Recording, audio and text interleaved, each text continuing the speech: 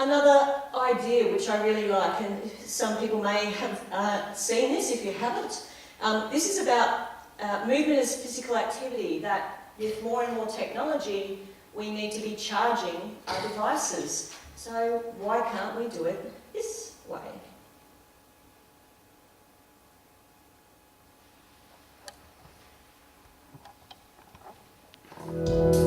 We put a lot of energy into our days.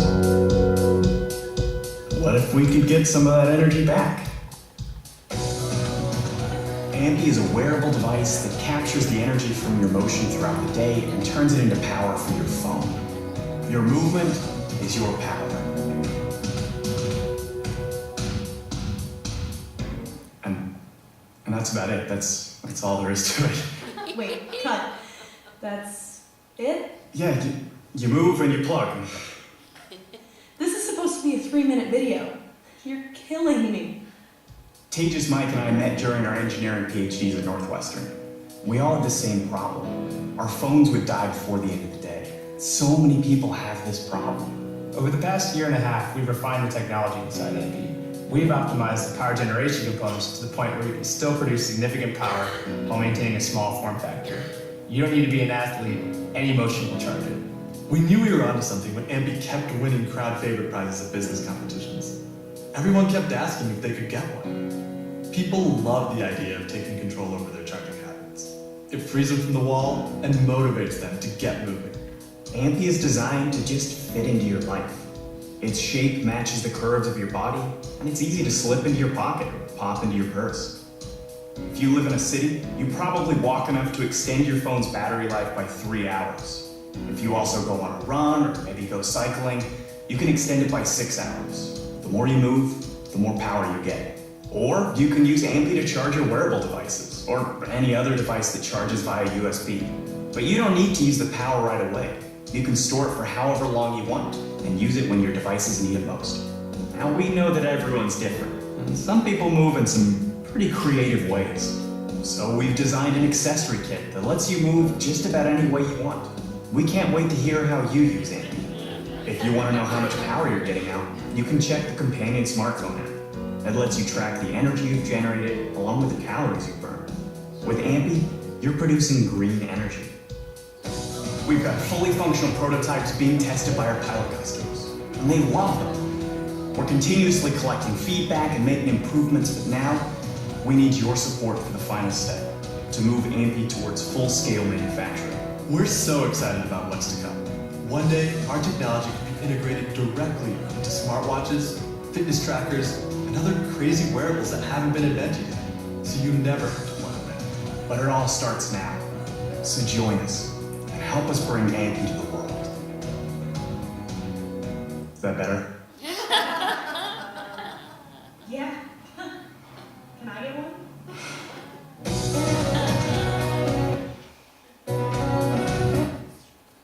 So, thinking about something like Ambi and saying, mentioning before, so yes, we know incidental exercise, that's great, that might help charge it. What if we combine with movement neuroscientists, we combine with gamers or gamification, interactive visual design, how are we utilising dance as a way in which people enjoy it, they enjoy music associated with it, how are we potentially approaching or addressing health issues, but using dance as the central source of where that comes from versus it sitting somewhere else. So just as some future thinking. And of course creativity, which we've heard a little bit about from Adele. So looking at how are creativity is getting, for people that might not be aware, is getting a huge kind of focus within the business corporate sector.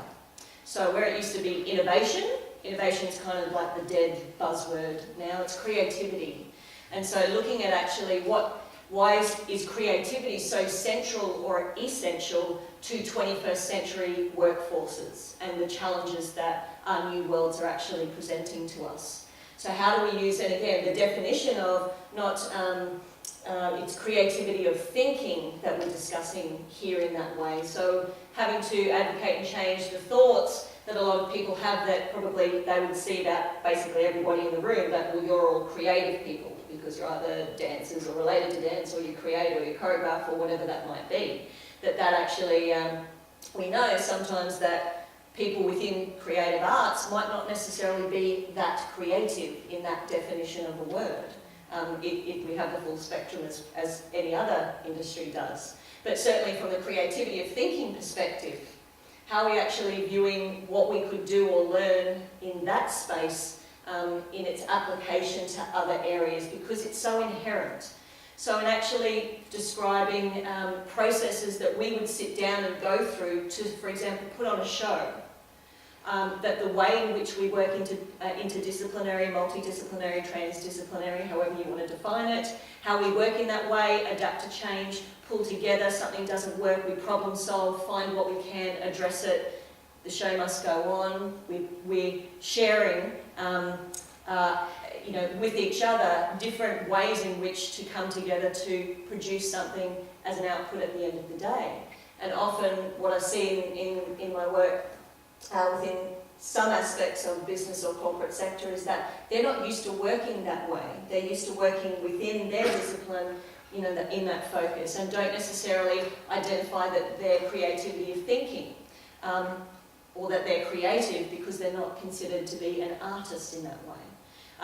As I said at a chat or talk to a utilities company earlier this year, one of the most creative people I've actually come across in working in those environments was somebody that was working with an Excel spreadsheet. They didn't get up off their chair, but the way in which that they were problem solving with what they needed to do and how they utilised what that type of application could do was exceptionally creative to solve the problem that then translated back into their workforce. So how do we utilise, again bringing it back to dance, that are inherent processes that we go through because of the creative profession that we're in? How are we assisting others to utilise that to solve challenges that they're facing? So that's, again, just touching on a couple of areas. That it's what's really exciting is discovering and finding out, through forums like this, but also just in researching and seeing what's out there, connecting to other disciplines to hear what they're actually doing and how we bring it back to dance, is what that innovation actually can look like, and how are we challenging ourselves to connect and stay ahead in that way. So a couple of questions to ponder when we think about dance and science together in all of its forms is, how can dance be viewed by a broader audience as contributing more than what it does within its traditional performing arts context? Because sometimes if I go and I chat to people and I say, yeah, well, I work in dance, and they go, oh, well, that's great. Their only understanding of it is that what's put on a stage. And even we know, as we've shared it here, that there's theatre spaces, there's site-specific, there's a whole range of performance areas, but even just outside of that there's so much actually broader beyond what dance can actually do. And so how are we as an industry, as a community, how are we assisting to advocate for dance in that way? How do we advocate that dance, we know, and important to the brain, the heart and the soul, but how do we share that in a different way with different disciplines and different contexts that might not actually view it in that way? And as I mentioned, that's my second question, is what could we actually be doing? So how do we understand what's going on? Are we keeping ourselves up to date in that way?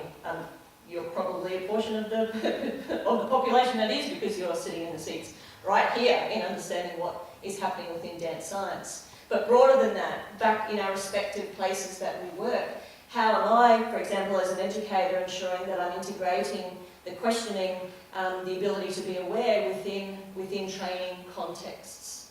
How do you take it back? How do you integrate research that's actually happening from some of the key people sitting in the room into what it is that you're actually doing? How do you understand, or how do you define what dance science actually is for you in your world? So, to infinity and beyond, thanks to Toy Story, and as a side point, I would highly recommend reading Creativity Inc. by Ed Catmull, who is the head of Pixar Animation and Disney Studios. One of the best leadership books I've actually read. However, it actually talks about within a business context that has, high pressure. We're talking about billions of dollars in terms of revenue that's required for them to be successful. Run through a potential creative process. Bringing it back to dance, that dance is the ultimate abstract movement. So Dr.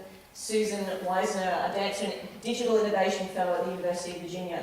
If you can figure it out with dance, you can figure it out with anything. And I think that's our ability to go, well, what's the potential for what dance could do in all its forms? That it's important that we have the performance components and what the work that we're doing in our art form, just as much as it's important to expand it out and beyond into other areas like health.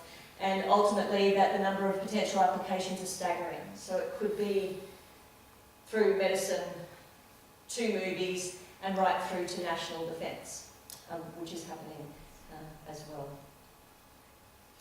So thank you. I'm keeping it short and sweet for the end of the day, because I know your brains might be full. So I'd like to invite any questions, queries, or just general comments in response to anything